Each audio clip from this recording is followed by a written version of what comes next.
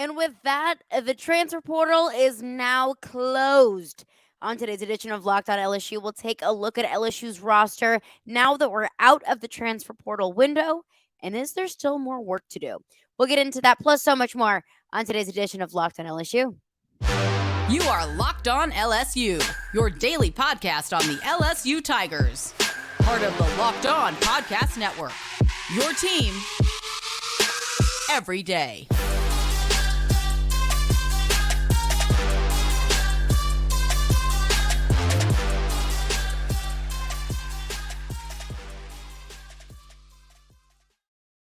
Well, thank you for making Locked On LSU your first listen every day. We are free and available wherever you get your podcast. Plus, you can find us on YouTube as well. Just hit that subscribe button on the Locked On LSU YouTube page, and you'll get notified as soon as the podcast drops. My name is Caroline Fenton, and I'm your host, as I am every day. I graduated from LSU. I've been covering LSU sports since 2016, and I now am a Sports Talk radio host in Nashville. Of course, Locked On LSU, we are part of the Locked On Network, your team every day. Let's get into it because as of Wednesday, January 18th, the transfer portal is closed. And this last month and a half-ish, has been a freaking roller coaster. And really, compared to some other schools out there, LSU had it pretty easy. But it felt like, every single day, every single hour, it was this guy entered the transfer portal, this guy entered the transfer portal, this guy committed to LSU, this guy committed to this school over LSU. It's been an absolute, whirlwind of news over the past month and a half-ish. But where it stands, LSU's roster is set until that second transfer portal window opens in the spring. And the final addition to the roster that I want to get into before we get to the roster as a whole, before we look at a macro 360-foot view of LSU's transfer portal class and its roster, I want to start with its latest addition, and that is Oregon State linebacker Omar Speights, who has just committed to LSU. So he was a 3-star coming out of high school, was a 3-star from Philadelphia, and then he spent his final year of high school in Corvallis, Oregon, which is where Oregon State is. Makes sense. He was a really highly recruited guy coming out of high school. He chose Oregon State over a handful of LSU, SEC programs. Tennessee was after him. Alabama was after him. And he was a 4-year starter at Oregon State. That's what LSU is getting, is although he only has 1 year of eligibility left, remember that at least was one of my priorities, and I can only imagine Brian Kelly's as well, is getting guys in the transfer portal that you can at least hold on to for a couple of years, and every single year you're not forced to be digging through the transfer portal and rebuilding every year like LSU found itself in 2022 with the cornerback room, and now 2023 with the cornerback room. But I think the difference here is this isn't a room that has no depth to it. This is a room that has some young guys that are going to be able to develop. So it's not like, Omar Speights comes in, has 1 year of eligibility, he leaves, and this linebacker room is completely barren and they have to go back and do the same thing over and over again. No, we got Christian Brathwaite coming in the 2023 class. You've got Whit Weeks, little brother of current LSU linebacker Wes Weeks, who's coming in the 2023 class. So that's the difference here, is although he only has that 1 year of eligibility left, although Omar Speights will only have 1 year at LSU, there's at least guys that are going to have some time to develop and then step into starting roles in year 2 or 3. But who is Omar Speights? Like I mentioned, a 4-year starter at Oregon State, and he didn't waste any time. In 2019, his true freshman season, he had 71 tackles, 3.5 sacks. That's his highest sack total throughout his entire 4 years at Oregon State. He had 2 pass deflections and an interception, which is interesting. And then in 2022, he had 83 tackles, led the team in tackles in this past season. No sacks this past year, but 1 pass deflection. But in 2022, he was All Pac12 first team. He was on the Bednarik watch list at the beginning of the season in 10 of Oregon State's 13 games. So, 12 games plus the bowl game. He had 5+ tackles. So Omar Speights is a guy that's coming into LSU who has obviously proven his ability. He was a true freshman. He was a starter as a true freshman. And, he was very highly regarded in a pretty solid defensive conference in the Pac-12.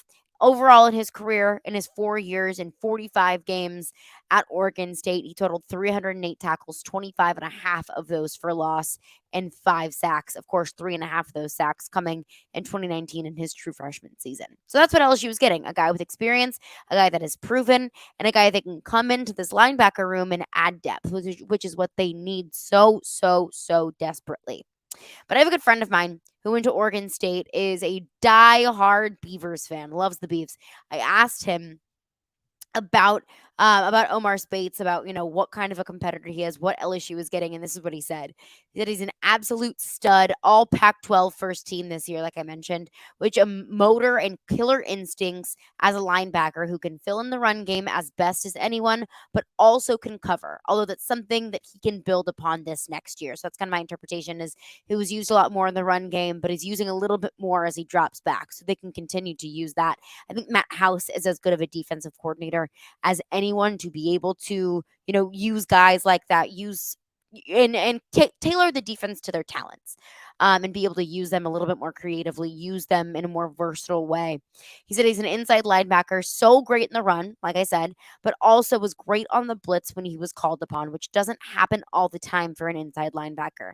That's another thing that I didn't mention here is he's a true inside linebacker, so he's going to be going in and lining up against Greg Penn on the inside, which will allow Harold Perkins to kind of float around, which will allow Matt House to use Harold Perkins a little bit more creatively. He can play on the inside, he can drop back, he can be that quarterback spy. So now Matt House has the flexibility to be able to use Harold Perkins as a true, Swiss Army knife, something that he was so good at doing this past season. My friend from Oregon State continues to say he's a 3-year starter with back-to-back 83 tackle seasons. He flies around, is perfect for the Tigers. He said he was a huge piece of the Oregon State rebuild. He's a big glue guy, so that should fit the locker room as LSU returns to college football dominance in 2023. So I don't know if my friend here from Oregon State has noticed, but I don't know where LSU has gone in terms of college football dominance. I'm kidding. But yeah, so he'll be joining this linebacker room, like I said, with Harold Perkins. So now that you've got a certified gamer, a certified guy with experience, going in on the inside alongside Greg Penn, Harold Perkins can hang on the outside. West Weeks, also another guy with a couple of years behind him. And then, like I mentioned, you've got a couple incoming freshmen. And Whit Weeks, I'm going to get Whit Weeks and West Weeks mixed up all the time. I'm just warning you now. They probably get that all the time. I'm sorry.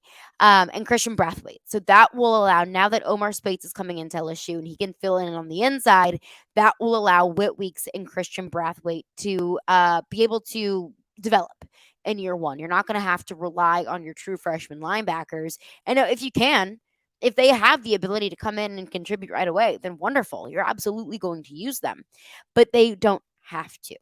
Adding some more depth and adding a seniority kind of guy into the linebacker room allows them the privilege of being able to sit, to develop, to learn the defense if need be. And inside linebacker depth was of absolute necessity. It was paramount for this team. So then they've got it. Now they've got it. Again, Omar Speights, the final addition to this LSU transfer portal class. But coming up next, I want to look at this transfer portal class as a whole, because it's been about a month and a half. We may have forgotten some guys that left, some guys that are coming in. So what holes were created by the transfer portal, and how has LSU used the transfer portal to fill those holes? We'll get into that coming up next. But before we do that, I want to tell you about Bet Online, because betonline.net is the number one source for sports betting information, stats, news, and analysis. It's your one-stop shop. That's the best part about betonline.net, is you can wager on games and you can have a lot of fun with it. You can make some money, but you also become a smarter sports fan. You also become a smarter sports bettor, because there's podcasts. You can find those at BetOnline, and all kinds of articles and ways to get smarter. Plus, you can get the latest odds and trends for every professional league out there, every amateur league out there.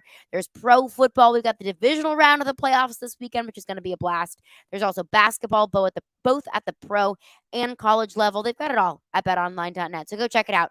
It's fast. It's easy. It's a great way to get your betting information. So head to the website today or use your mobile device to learn more. Bet Online, where the game starts. Well, thanks again for making Locked On LSU your first listen every single day. Make sure you check out the brand new podcast, Locked On College Basketball. Everything that you need to know about college basketball all in one place. Plus, you can hear from big name experts, insiders, coaches, and players. Locked On College Basketball, available on YouTube and wherever you get your podcasts. So, Wednesday, January 18th, that was the final day to put your name into the transfer portal. Transfer portal is now closed. So, what does LSU's transfer portal class look like now that the fall transfer portal or winter, whatever season this is, with this transfer portal window is closed? It'll reopen again in the spring.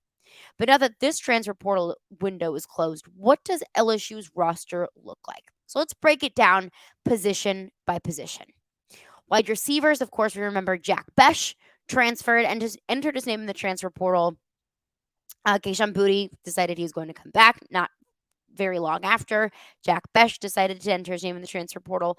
Jack Bech is TCU bound. So at the wide receiver position, LSU lost Jack Bech, but also gained Aaron Anderson from Alabama. Remember, he's a kid from New Orleans, was originally an LSU commit, decided to decommit from LSU whenever Ed Orgeron parted ways with LSU. How Aaron Anderson will be used is still kind of a question mark. Jack Bech was used in the return game.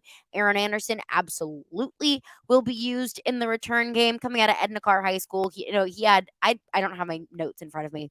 I don't have the exact number, but returned a whole heck of a lot of kickoffs right to the house. So I know for certain Aaron Anderson will be used in special teams, which was how Jack Bech was also used in special teams. I don't know how much work Aaron Anderson is going to get offensively, but he's going to grow into that role absolutely. It's only his second year in college football. Didn't see the field a ton in his time at Alabama. He was dealing with injury and, of course, was buried on the depth chart. So we know for certain Aaron Anderson can fill in Jack Bech's role in terms of special teams. How he's going to be used offensively, that's to come. We've got time.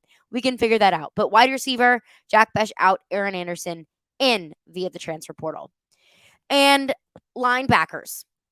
LSU had several linebackers leave via the transfer portal. Antoine Sampa, that was not something that was very new, entered the transfer portal. Colby Fields, Demario Tolan, all young guys. And Demario Tolan was really, I viewed it as all the linebackers that were entered the transfer portal. Demario Tolan was the most promising to me. He didn't have any starts, but also was able to contribute on the field. And Brian Kelly would gloat about Demario Tolan, even when talking about some of the starting linebackers, Greg Penn. Again, after the Arkansas game, when Brian Kelly was asked about Greg Penn, he also mentioned Demario Tolan and how much he really competed in practice, made things uncomfortable for the starters in practice. So that was a loss. But overall, mostly for the most part, LSU lost linebackers that were young, didn't see the field a ton, maybe didn't see a path to seeing the field this year. Like I just mentioned, they added Omar Speights in the transfer portal. Of course, you don't have the same depth there, but you're replacing some depth guys and some kind of, rotational guys with a certified starter in Omar Speights. So there you go. Defensive line.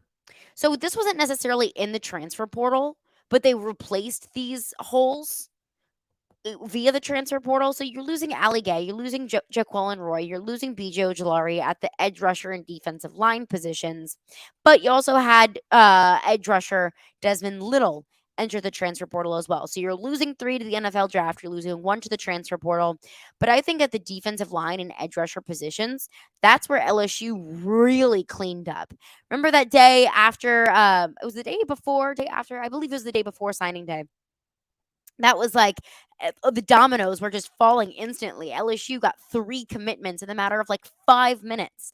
So with Ali Gay, Jaquelin Roy, BJ Ojolari entering the NFL draft, Desmond Little going to the transfer portal, they were replaced by Braden Swinson, an edge rusher out of Oregon, who could fill BJ Ojolari's spot. Ovie Ogufo out of Texas via Notre Dame, who could also fill in that BJ Ojolari edge rusher spot. Paris Shand out of Arizona, who can fill one of the spots left by Jaquelin Roy or Ali Gay, and the other spot that won't be filled via, whether it's Ali Gay or whether it's Jaquelin Roy, Jalen Lee from Florida. So you got 4 defensive line edge rushers out of the transfer portal. And all 4 of these guys have starting experience, have college football experience at big time programs. They know what will be expected of them. And also, a majority of these guys have plenty of college football eligibility, college football experience, and also eligibility remaining. At least 2 to 3 years remaining for a majority of these guys. So that's good. That goes along with the priority of we're not just going to pick up guys via the transfer portal just to fill holes or just to fill positions of need in 2023. We got to continue to fill those holes in 2024 and beyond. And we don't want to make our jobs more difficult for us. But I think the biggest splash in the transfer portal that LSU made was really initially my biggest concern. And that was at the cornerback position. Because LSU lost several corners via the transfer portal and also is losing so many corners to the NFL draft or guys who have just exhausted their NCAA eligibility. Because LSU was forced to just pick up whatever pieces they could in 2022. They were. I mean, you look at that cornerback room this past year, it was truly an island of misfit toys. And I don't mean that in a derogatory way. It was just guys that they could pick up from all over, guys that, maybe came from different defensive systems, guys that never had any experience playing together for the most part, the group as a whole, but they were forced to kind of fit into the system because they had to. Joe Fouché, Greg Brooks, Jarek Bernard Converse, all of these guys that came in via the transfer portal in 2022 that now you have to fill those spots again because those guys only had 1 year of eligibility or entering the NFL draft. And then you also had Demarius McGee transfer out. He's headed to Kansas. You had Ray Darius Jones transfer out, headed to Mississippi State. Jalen Davis Robinson headed to SMU. So all the guys leaving LSU via the transfer portal were all the same kind of thing as the linebackers that were leaving via the transfer portal. They were young guys. They were guys that were buried on the depth chart. They weren't your key foundational guys defensively. So that's who you lost via the transfer portal, but you are losing some really key pieces just due to eligibility or the NFL draft. But I look at LSU and what they were able to do in the transfer portal this year in filling the cornerback position. And I have to say, overall, net positive for that position because you're losing Demarius McGee, Ray Darius Jones, Jalen Davis Robinson in the transfer portal. Some of those guys you might not even know. You might not even recognize those names. They filled those spots of, depth rotational guys, young guys who didn't see the field a ton with Denver Harris. He was a 5-star coming out of high school, one of the most highly touted corners in the country. When he entered the transfer portal, leaving Texas A&M, he already skyrocketed to the top of the highest rated transfer portal players, period, much less at the cornerback position. So you added Denver Harris out of Texas A&M. You add Deuce Chestnut out of Syracuse, who is one of the very few players in the history of Syracuse football who was able to start as a freshman. He got ACC honors this past year. He has been getting ACC honors throughout his entire tenure at Syracuse. You also got J.K. Johnson coming out of Ohio State. Didn't see the field a ton at Ohio State, but he has those ties to Robert Steeples. He played with Robert Steeples in high school. So you have guys that already have existing relationships with the LSU coaching staff. You know what you're getting with those guys. And also guys who are, some of the, most highly sought after talent in college football. So you lose rotational guys, you lose depth guys that don't have experience, and you're replacing them with really solid players that have already proven themselves in college football. And I left out Zy Alexander as well, transferring in from Southeastern. So you look at what LSU has lost. And no, you don't lose Walker Howard and feel good about it. You don't lose Jack Bech, who has been, a really wonderful fit for this program and has done a ton for this program. You don't lose those guys and get better. But overall, looking at the guys that LSU lost in the transfer portal, to me, I viewed that as, 95% of these guys, it was, hey, I don't see a path to starting. I'm just not going to cut it on this roster. And you fill it with guys that have already proven themselves to be ballers in college football. And I think that's a great sign for this team. But coming up next, that's my take. What's the national talking heads take on LSU's transfer portal class? We'll get into that coming up next. But before we do that, I want to tell you about Built Bar. So it's the new year, and it might be kind of difficult at this point to continue to stick to your New Year's resolutions. And maybe your New Year's resolution is to eat a little bit healthier this year. You've been doing it for about 3 weeks, but you're thinking, oh my gosh, I want a brownie. Oh my gosh, I want a dessert. Well, you can stick to your New Year's resolution. You can stick to the diet that you have stuck yourself to, and you can still indulge in the delicious flavors and the desserts that you may have been missing over the past few weeks since the new year. And you can do that with Built Bar. With Built, healthy is tasty. They are so delicious. You won't even think that they're good for you because they're going to taste like a dessert. They're perfect for your new diet, for your New Year's resolution. So, what makes them so delicious, anyways? Well, for starters, they're covered in 100% real chocolate. If you have a sweet tooth like me, this is going to hit the spot. Real chocolate. And they come in great flavors like churro, peanut butter brownie, one of my favorites, coconut almond. They are so delicious. They taste like a candy bar and they're really good for you. They're healthy, only 130 calories, only 4 grams of sugar, and a whopping 17 grams of protein. So it'll keep you full all day long. If you do it like I do it, I'll just throw a Built Bar in my bag and my purse at the beginning of the day. If I get hungry in the middle of the day, if I have a sugar craving in the middle of the day, I'm gonna wrap a Built Bar and it hits the spot every single time. And this time, you don't need to wait around to get a box. For years, we've been talking about ordering your Built Bars online at built.com, which you can do, but now you can get them at your local Walmart. If you walk to the pharmacy section, grab yourself a box of Built Bars. You can pick up a 4-bar box of cookies and cream, double chocolate, or coconut puffs. If you like Sam's Club better, then you can find them at Sam's Club as well. You can run in and grab a 13-bar box with the hit flavors, brownie batter, and churro.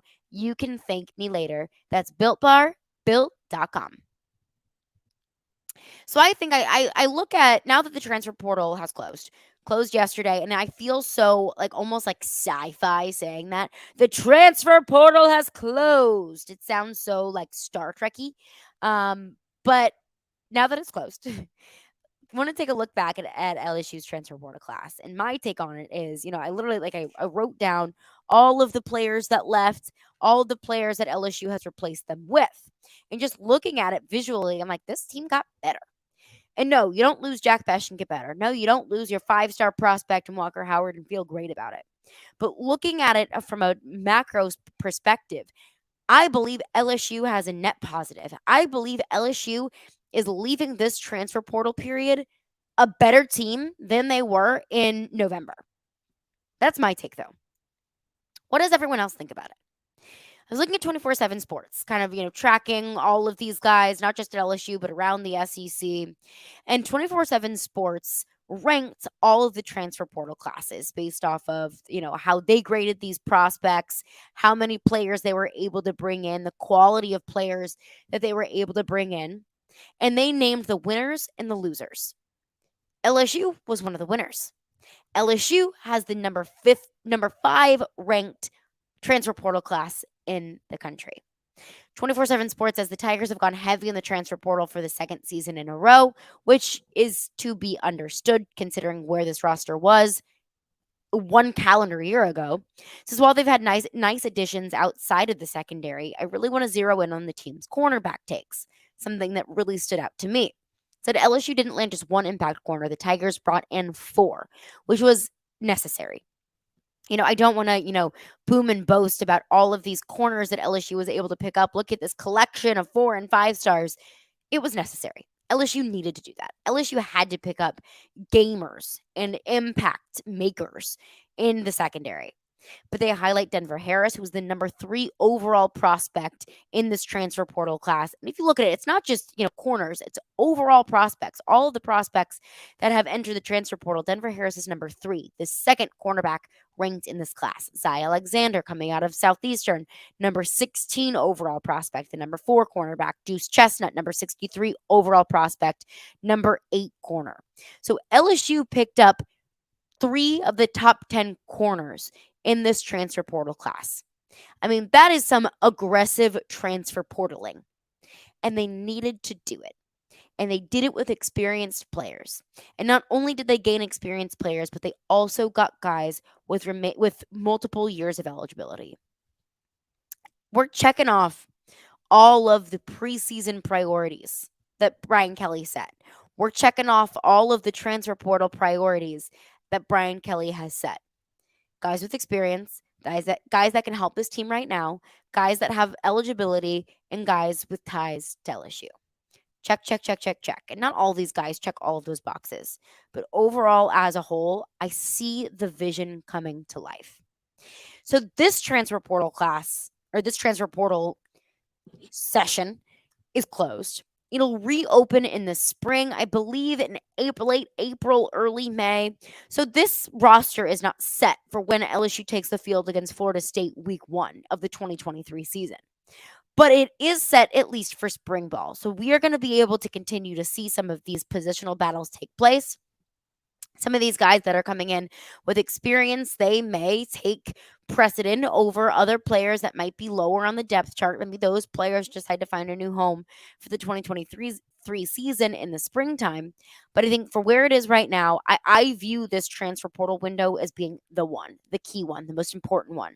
If these players wanted to leave, they'd leave by now. If, LSU needed depth and they needed it desperately, they probably would have gotten it by now. I look at the spring window as being, okay, like what are some other rotational guys that we can find that we can pick up in some positions of need? Maybe injuries start to come down the pipe. Knock on wood in spring ball. Maybe those are areas that start to reveal positions of need. But I look at it at this point, I think LSU is in good shape, especially at positions of need. I'd love more linebacker depth. I'd love more quarterback depth. That's never a bad thing. Where it stands right now, I think LSU is in a good shape. And Brian Kelly and company have done some pretty solid transfer portaling. But that's going to do it for me today. Thank you for making Locked On LSU your first listen today. For your second listen, check out our brand new podcast, Locked On College Basketball. Experts Isaac Shade and Andy Patton bring you everything that you need to know on and off the court. Plus, you can hear from big name experts, coaches, and players throughout the college basketball landscape. Locked On College Basketball available on YouTube and wherever you get your podcasts.